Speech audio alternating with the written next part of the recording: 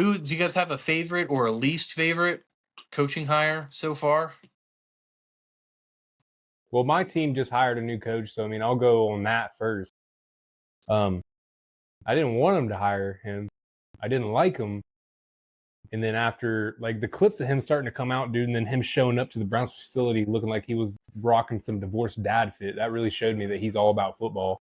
And, like, I looked up all the stuff about him and looked up his history and how he's performed. And, dude, that motherfucker is a dog, bro. Like, I'm actually excited. And it's crazy to me because my favorite coaching hire is John Harbaugh.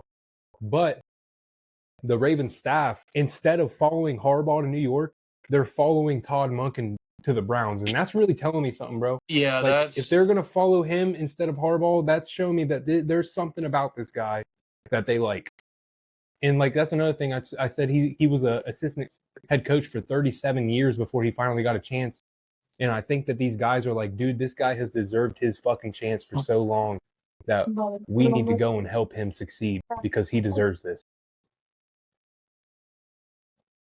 You have a least favorite? Kevin Stefanski. He's going to tear down that roster and he's going to break that team apart like crazy. Oh, He's literally. I hope so. For that reason, that should be my favorite. Yeah, it should be. Actually, my favorite one is probably a non-hire / a non-fire, and that's the Bucks keeping Todd Bowles. Yeah, I think they should have fired him too. Yeah, I think they should have too, because he wasn't even. They didn't even really do like a search for him. You know what I mean? So I thought they were gonna part ways and actually do the coaching search. I think they should have fired him and they should have picked up Mike McDaniels. I think Mike McDaniels would have done great with that offense. Yeah, that probably would. Oh, dude, that didn't happen.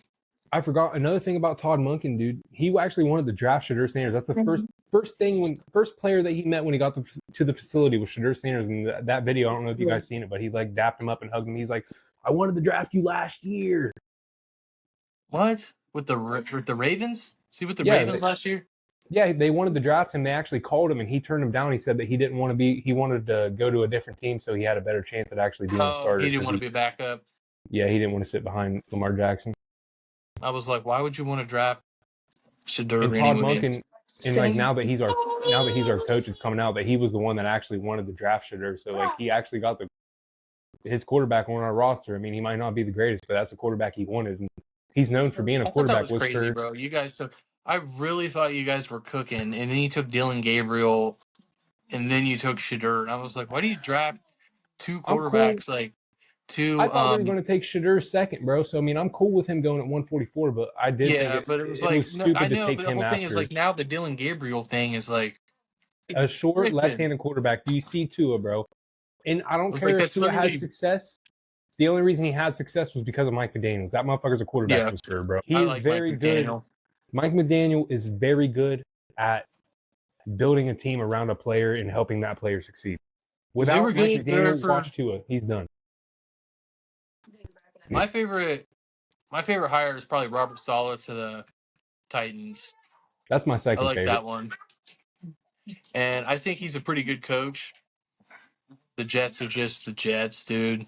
And he went into a pretty good situation, I think. Obviously, they got one of the top picks, so they're a pretty bad team, but I think they have the third. So yeah, they got the top 5 pick, and they got like $200 million in cap space, and they got Cam Ward. I like Cam Ward. He was my favorite quarterback last year. Bro. Yeah, he's in a good situation, bro. Yeah, so I think he's gonna have a lot better chance if they give him a chance. If they give him 2 years, and he brings the team to like 7 wins after 2 years, and then they fire him, then But if they actually give him like for the Jets, man, I mean, 3 years, dude, that might be my least favorite hire, bro. Hiring Joe Brady. Dude, that shit is they're so fucking stupid. I mean, I do have some, my Kevin Stefanski, because I seen how he was and what happened with him. That's my least favorite hire. And like the same thing happened to us, bro. We had so much false hope, and that's what's going on with Falcons right now, bro. All their fans are having false hope.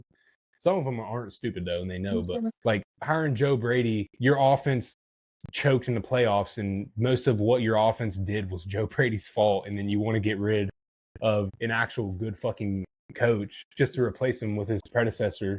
And I don't hate Joe Brady, and I like Sean McDermott too. They both actually came from Carolina.